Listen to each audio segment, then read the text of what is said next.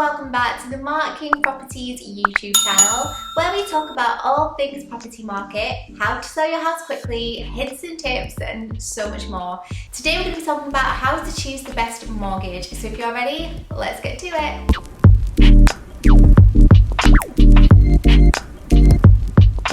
Knowing which mortgage to choose can be a very challenging process, especially as there are thousands of products on the market. It can be difficult to know which one to go for, especially if you're a first-time buyer. So we've got 10 tips here to help you make sure that you're on the right track. Number 1, find out how much you can borrow. Now this will vary from lender to lender, and it will vary on also your credit score and things like that. So there are considerations that you need to make, but typically lenders offer up to 4 to 5 times your annual income.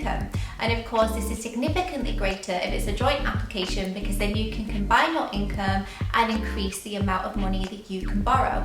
Every lender will have a different criteria and affordability calculator where they will assess if you're an ideal candidate to fit their mortgage product. If you already have a lot of debt or things on credit card or finance or loans, it may affect your eligibility and affect the amount that you can borrow as well. Number 2, how big of a deposit do you need to pay? Well, again, this can vary from lender to lender. Some lenders are happy to do a 95% mortgage, and in some circumstances, perhaps you're self-employed, perhaps your income is a bit sporadic, or your credit score isn't as desirable as they would like, they may ask for up to 15 to 20% deposits as well. So it really does vary on the lender and the background of the financial information that you provide and the affordability. But the way you have to think about it is, if you have a bigger deposit, it means you're less of a risk. So it means it's the less you have to borrow. So you're more likely to be accepted the higher the deposit, because it will mean that you have a more desirable loan to value ratio. Number 3, repayment or interest only. So there are 2 types of ways of paying back your repayments for your mortgage. The first way is to just take care of the interest only, and this will mean that you pay a lot less than you would if you were making a repayment, because the repayment factors in both the interest and the repayment of the house. Of course, if you were to make the full repayment, what this will mean is that your mortgage is paid off quicker, because it can be quite disheartening for you to spend a lot of time paying for a mortgage and at the end you realise that you've only actually paid off the interest. But you do get that short-term gain of your payments are less, so it just depends on your financial circumstances. I personally have a repayment, but I know lots of people that opt to pay the interest first. It just depends on personal preference, but you do need to make sure that by the end you've done all of your research and you know exactly the type of repayments you can make and that you wish to make. This leads us very nicely on to number 4, which is, should you choose a fixed or variable rate? Again, this is on preference. A fixed rate is of course where the rate is fixed for a certain period of time. Whereas if you were to opt for a variable, it means that your payments are done in line with the interest rate fluctuation. So they can go up and they can go down, which is a little bit more risky in my opinion. But again, it's personal preference. You may find that if you had a variable that sometimes you're paying more, but then sometimes you're paying significantly less, whereas others prefer to have a standard rate where they know where they're at, their payments stay the same.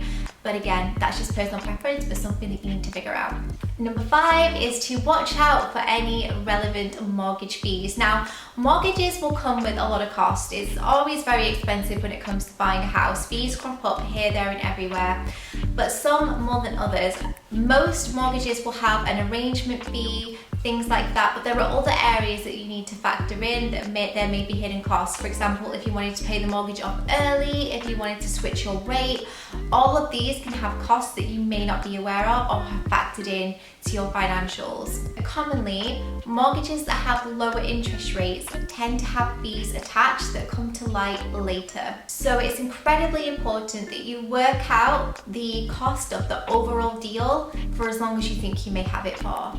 Number 6, check out if you qualify for any government schemes. For example, Help to Buy, Right to Buy, Shared Ownership, starter home schemes, shared equity schemes. These are all things that we do plan to do additional content on, but it's really important again that you find out if you're eligible for any schemes, because it could save you a lot of money. But there are of course stipulations attached that you need to be aware of, so go and research them, make sure that you're choosing a product that is right for you.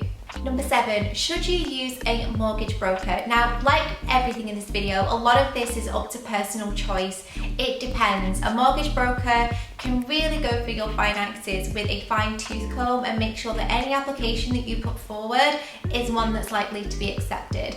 They will also go through your financial history and make sure that everything is desirable from a lender's point of view, which again can increase your chances.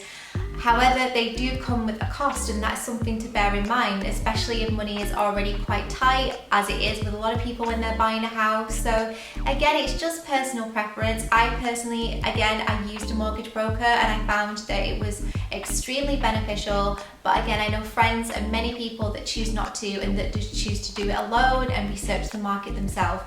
But it is also worth noting that there are some brokers that have access to the whole of the market that the general public don't, so they really can check to make sure that you're getting the right products for your finances and your situation. Number 8, think about overpayments that you should wish to make. Some mortgage providers actually penalise you for making an overpayment, and this is because they're making less interest off you, which might seem a bit unfair, but actually it's quite standard practice that when you come out of a contract or if you pay something early, there's normally either a termination cost or some kind of fee attached. But when it comes to a lot of standard rate mortgages, you are actually encouraged and allowed to make overpayments. Many of them allow you to pay up to 10% of the outstanding balance each year. Although making an overpayment will mean that your mortgage is paid off quicker, it can also be quite expensive in the long run if any fees are attached. Which leads us very nicely onto point 9, which is mortgage penalties. So again, there are lots of fees and costs when it comes to mortgages: missed payment fees, late payment fees, arrangement fees, product fees. There are so many types. But what's really important is that you look out for specific penalties that may be applicable: switching your rate, switching to another provider, and paying off your mortgage altogether. And number 10, our top tip is to make sure that you're constantly checking the market and that you remortgage every time you get a chance and check out the deals out there. Most mortgages, when it comes to fixed rate, again, are between 3 to 5 years. So after that time, a lot could have changed, from your financial circumstances to the interest rate. So it's really important that you don't just renew. Go on an independent website, check out reviews for companies, check out their offers, and make some inquiries, because it can end up saving you a lot of money. It is such a massive investment. You want to make sure that you're saving as much money as possible. And of course, if you just let it renew without checking into things, it's likely that you can drop back down onto your lender's standard variable rate, which tends to be incredibly high. So please make sure that you check out your options. And those are our 10 tips when it comes to choosing the best mortgage. We hope that you found this helpful, especially if you're a first-time buyer. If you have any tips to share or any questions for Mark, pop them in the comments box down below and I'll make sure that he gets those answered for you. But thank you so much for watching and have a great day.